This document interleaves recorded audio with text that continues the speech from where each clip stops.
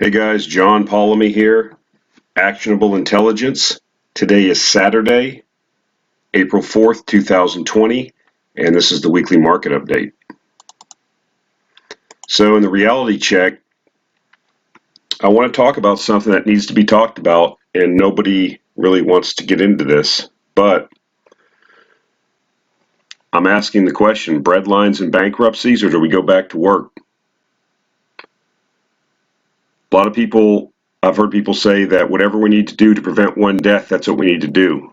But that is first order thinking. It's tragic that people are going to die in the coronavirus 19. They get infected. They have comorbidity. I have comorbidity. I could get it and die. But what are the ramifications of just keeping everybody locked up and keeping the world economy locked up for weeks and weeks and weeks? You know, we're starting to get the preliminary data, and it's getting ugly. Again, I have to ask the question, is the cure worse than the disease? In the first 2 weeks of this lockdown, 10 million people have filed for unemployment insurance just in the United States. How many people are going to be on unemployment? How many small businesses are going to be destroyed? How much disruption? How much bankruptcy are we willing to tolerate? 20 million, 30 million, 50 million? How many people, do we even have enough data and the correct data to even make a decision? I mean, it's either, if you're asking these questions, you're accused, like I am, accused of being insensitive, or you only care about money, or you only care about the economy. Well, I got news for you. 50% of the employment in this country is by small business. Small businesses don't have the resources to stay on indefinite lockdown. I have fractional ownership in some small businesses. One of them might be out of business right now. It employed about 10 people. We're being told that, SBA loans and all this stuff, but I mean, nothing's coming through for sure yet. So what is the status? What's going to happen? How many people are really at risk? If 99.5% of the population that gets this recovers, then are we going too far? Suicides actually go up during this. And I saw The Big Short. I watched it the other day, the movie again. In one of the scenes, Brad Pitt, who's that kind of autistic trader that the two younger traders incorporate to get them the filings and connections they need to trade the CDOs and make a killing, they're high-fiving after they made their big score. And the Brad Pitt character turns to them and tells them to shut up and calm down, because at every percent of unemployment goes up, there's so many suicides. So I just did a short Google search, and I'll attach the article, but that's a fact. When you have economic dislocation, people commit suicide. People get depressed. People abuse drugs and alcohol. There's divorces. People are short-fused. Is any of this being accounted for? Or is we just going to make blanket statements like, if we save one life, it's worth it? Now, I'm not saying that's what the right decision is. What I'm saying is that I don't hear enough people talking about it. 10 million people in the last 2 weeks have filed for unemployment. It's so backed up in some of these state unemployment offices, they're not even getting their unemployment checks yet. How many people around the world are going to be affected by the social and political consequences of all the money printing and resultant inflation, price inflation we're going to see, and dislocations in economies that we're going to see? You can't quantify it. It's an unknown.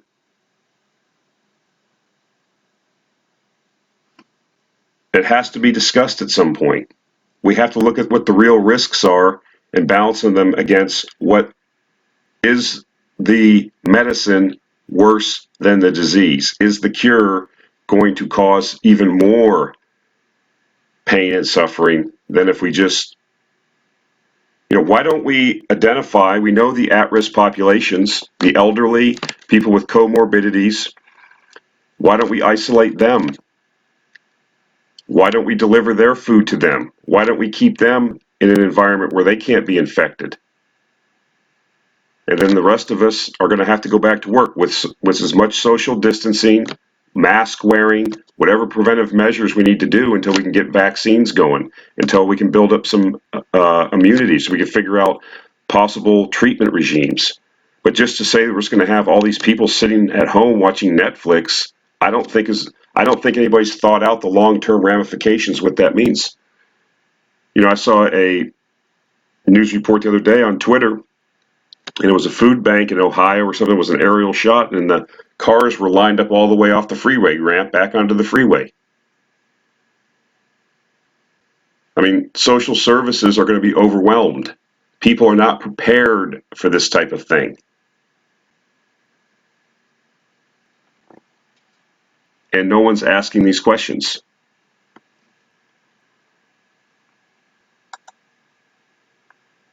You know, let's talk about the data. You know, this is just the first employment report we got after this has gone into effect, but it doesn't account fully for what's happened in the last month. You know, payrolls fell 700,000 from the past month, where the earlier forecast was 100,000 payroll decline. The average work week fell to 34.2 hours, the lowest since 2011. Temporary workers fell by 49,500, the largest decline since 2009. That's when we were coming out. We were still in the middle of the 2008 great financial crisis. Is this starting to ring some bells? Is this starting to get people to think now? This is just 2 weeks into this thing. Unemployed or temporary layoffs totaled 1.85 million, up from 801,000 in February. Those are all your gig workers. Those are all your restaurant workers. Those are all your movie ticket people. Those are all service industry people. I'm not saying we need to be insensitive. I don't say that we don't have to consider the actions, but we need good data and we need rational thinking about this. What are going to be the second and third order effects of just keeping everybody locked down till the end of April, May, whenever? And who's going to be the first? Here's the question I have: when is Gavin Newsom or Mario or Cuomo, not Mario Cuomo, but whatever Cuomo's up there? I can't remember the guy's first name. There's so many of them. Chris, Mario, whatever the governor's name is.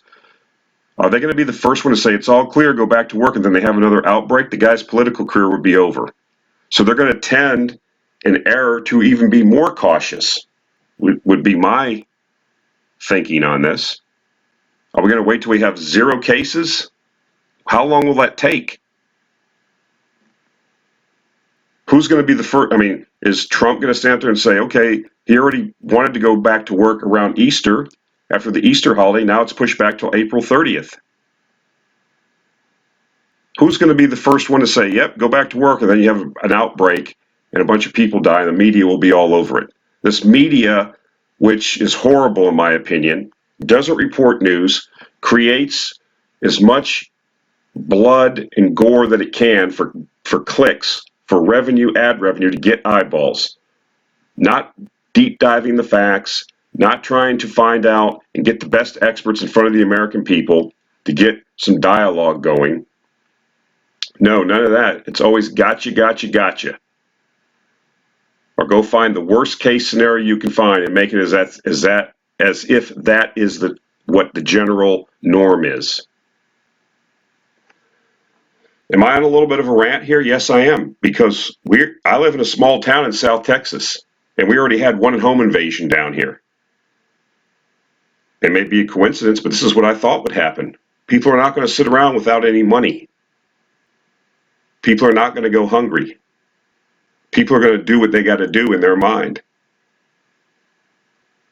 And if they can't get a job or their family's hurting, people are going to go out and do what they need to do in their mind.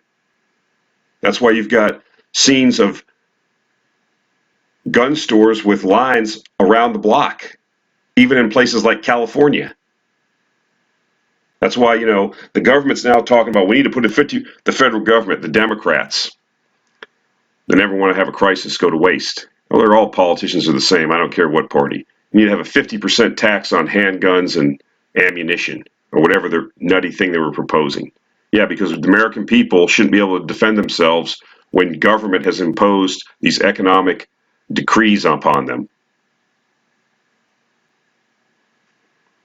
Because as if government in a population of 330 million can solve this problem. In the last 2 weeks, there have been an initial 9.9 million claims for unemployment insurance.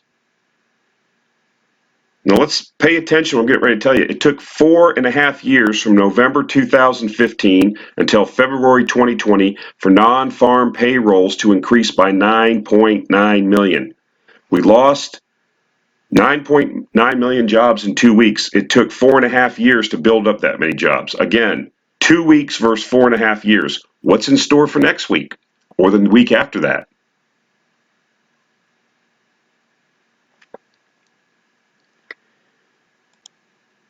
People want to know why everybody's pissed off at the elites in this country and the gilded class. The quote I have here is from, I believe he was one of the ministers of war in England during the Napoleonic Wars. And after Napoleon had been deposed, they put the Bourbon monarchy back into place in France. And he commented on them because they went right back to their old ways. You will remember the French Revolution. They deposed the monarchy, the Bourbon monarchy, chopped off a bunch of people's heads, if you remember. And then Napoleon Bonaparte came to power. And all the 12 years of bloodshed that ensued and 6 coalitions before he was deposed in Europe. And then the monarchy was put back into place. And Talleyrand commented, after he had some dealings with him, that they had learned nothing and forgotten nothing. And why do I bring that up? So this week, as we predicted, it's already happening, one of the major Bakken shale producers, Whiting Petroleum, declared bankruptcy.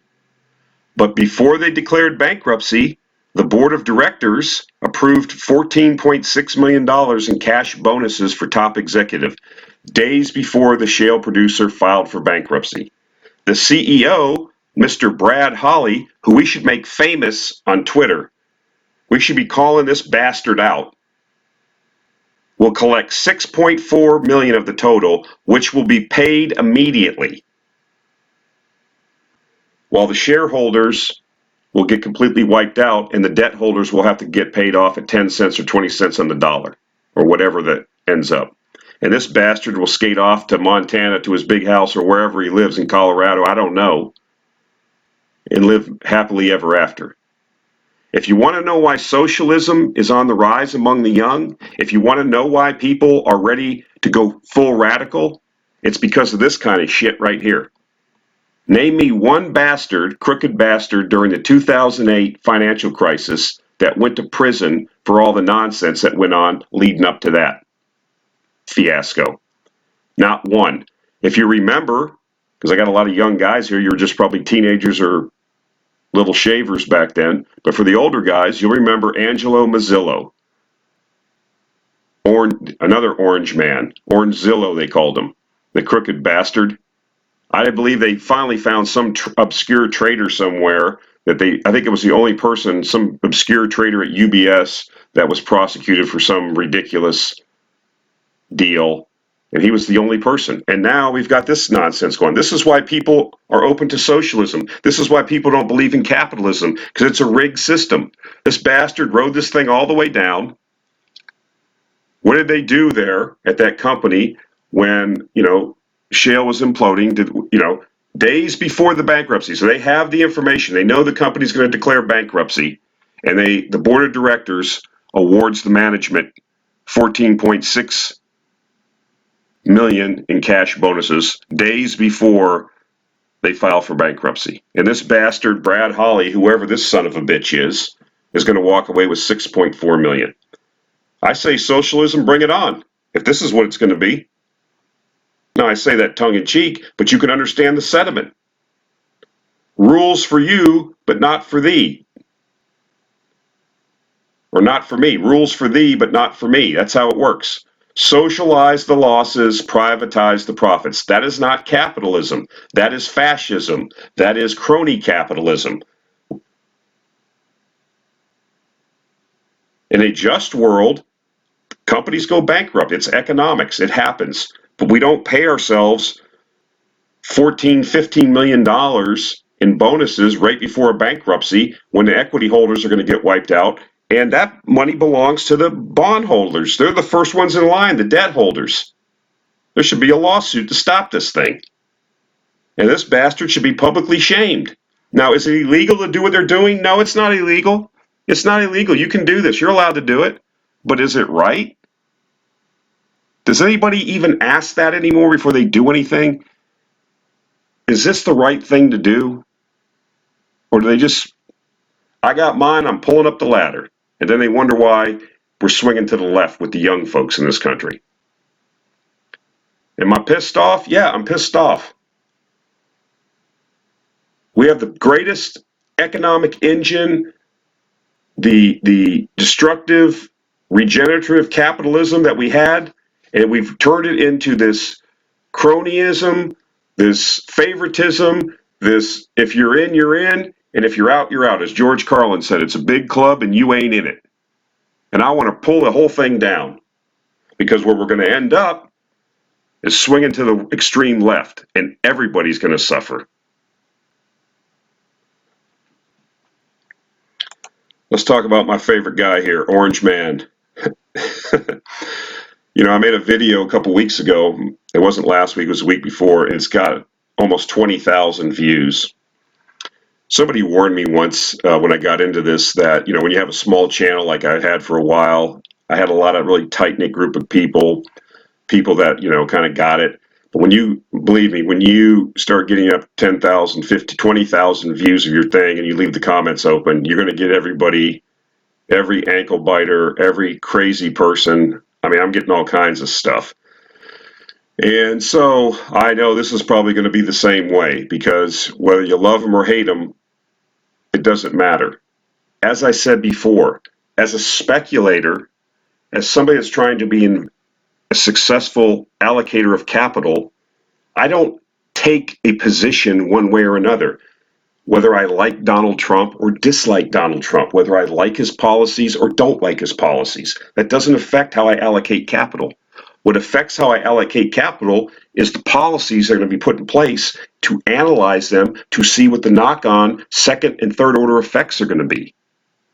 Do I think it's good that they're having all these programs and creating currency units out of thin air and giving it away to everybody? No, I don't agree with it. But they're going to do it regardless of what I think in my home office down in South Texas. And Donald Trump is going to be the first modern monetary theory president. You know, this guy wants to go big on infrastructure. He's talked about it all week. Here's a tweet. So with interest rates for the United States being at zero, this is the time to do our decades-long awaited infrastructure bill. It should be very big and bold, $2 trillion, and be focused solely on jobs and rebuilding the once great infrastructure of our country. Phase 4. The only problem with this is you're not going to be able to borrow $2 trillion at 0% interest rates. What they will do is they will issue the bonds, and the Federal Reserve will just monetize the debt. This is why I keep telling you people, you're going to really regret not owning gold, precious metals, and precious metals mining companies over the next 5 to 10 years. This is going to happen. And if you get a Democratic president, it'll be even bigger.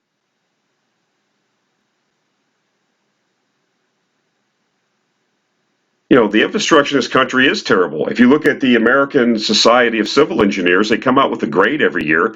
They go down the whole thing, sewers, water systems, airports, bridges, roads. They're all like D minus, maybe a C here and there.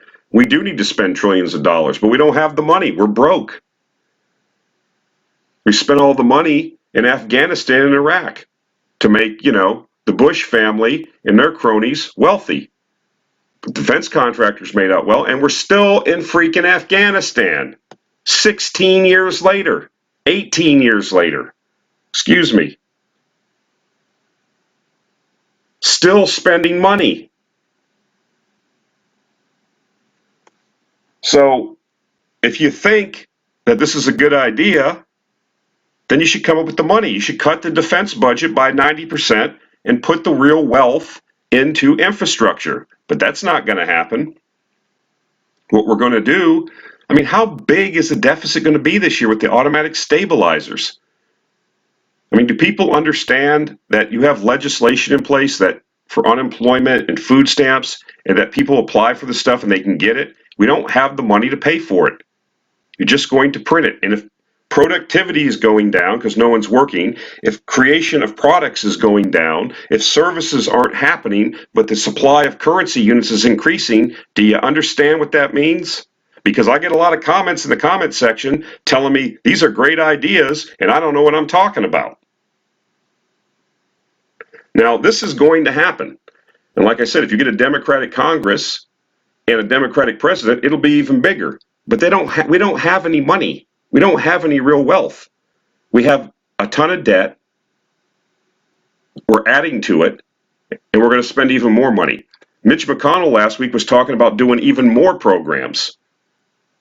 We haven't even digested the first one. This is what they've wanted to do all along anyways. This coronavirus has given them the opportunity. I've got various governors, like Cuomo again, and the governor of California saying, when this is over, we're never going back to the way it was before. We're going to have to change our whole way of doing things. What are we talking about?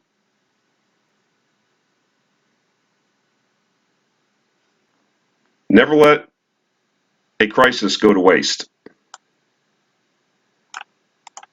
So I'm going to throw the gold chart up.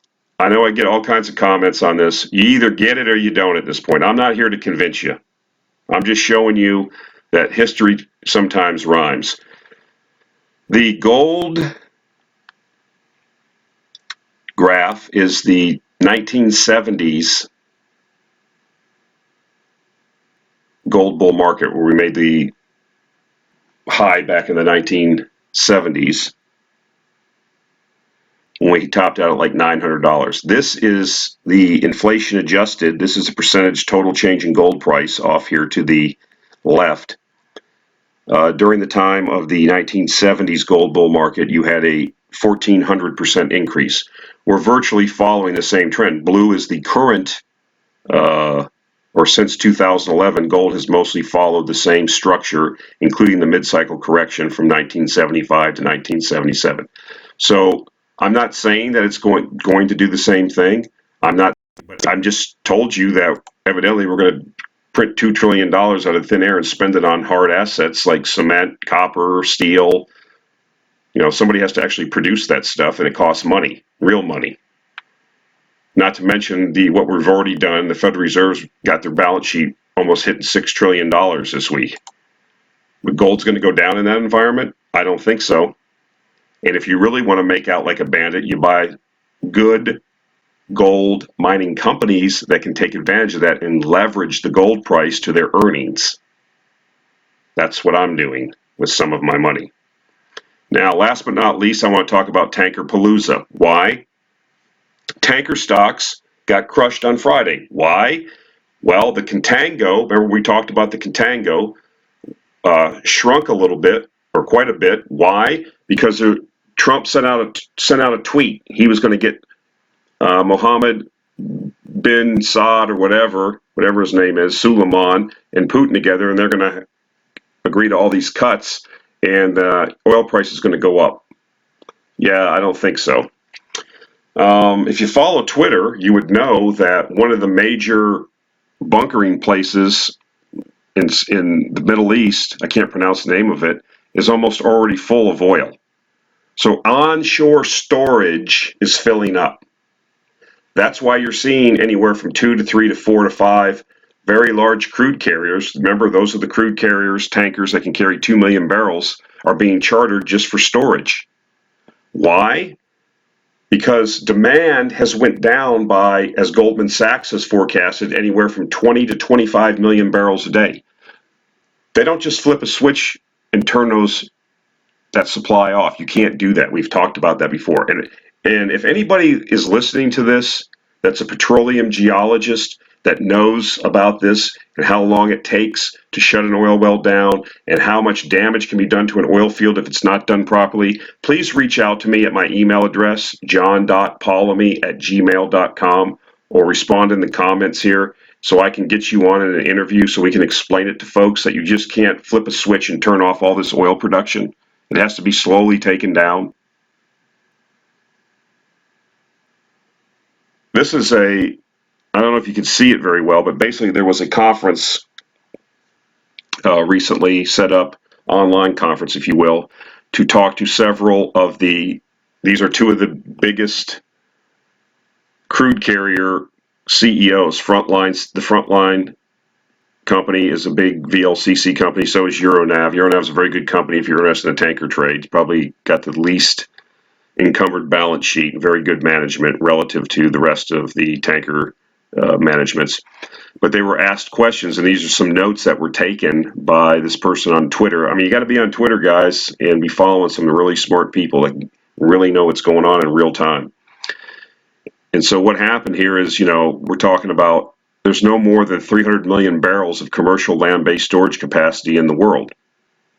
Okay? And like I said, we're anywhere from 20 to 25 million barrels of excess production because of the demand destruction based on shutting the world economy. That's 15, 16, 17 days, and you fill up all the land-based storage. That's why people are renting tankers or leasing tankers. Okay? Frontline CEO says this is a once-in-a-generation situation, unprecedented what's happening in oil and tanker markets. Okay? Whether it's 10 million or 20 million barrels of oversupply, it doesn't matter. Let's listen to what the Euronav CEO says.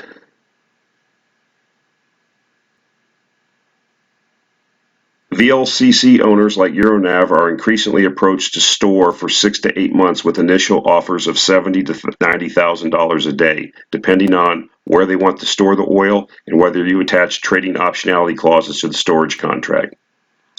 What does he say? We have had a fantastic Q1 and are booking extraordinary rates for Q2. What we're hearing from these folks is they are minting money. And so Trump tweeted on Friday he was going to get a deal done. We were going to have all these coordinated cuts around the world from Russia, Saudi Arabia, Canada, who knows, and it ain't going to happen. So another day with 20 million barrels, we're nowhere to go. Now, the low prices will destroy, Whiting, we talked about it earlier in this program, Whiting Petroleum was one of the first. It will not be the last bankruptcy. And as things go bankrupt, then things will start getting shut down. There will be no more investment. Those assets will transfer to somebody else. And if you buy it something at cheap, 20 cents on the dollar, where you can afford just to blow down the production and let it decline and just cash flow out. You don't have to reinvest because you bought it so cheap. You can accept the decline rates and the cash flows will cover what you put up for it. And that's what will happen. Wealth doesn't go away. Real wealth doesn't disappear. It just changes hands. So this was a little bit, maybe John being a little bit angry. John, myself, talking to myself in the third person now. But some of these news items this week pissed me off. But there's still opportunity out there. And like I said, we have to look at things for the way they are, not the way we want them to be. Especially in these trying times where everybody has now been turned into a speculator. If you have any money and you want to be in these markets, you are a speculator. There are no sit and forget investments. You better be on your game.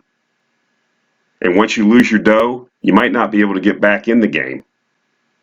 So it's imperative that you remove the emotion, you remove your biases, and you look at things for the way they are, not the way you want them to be.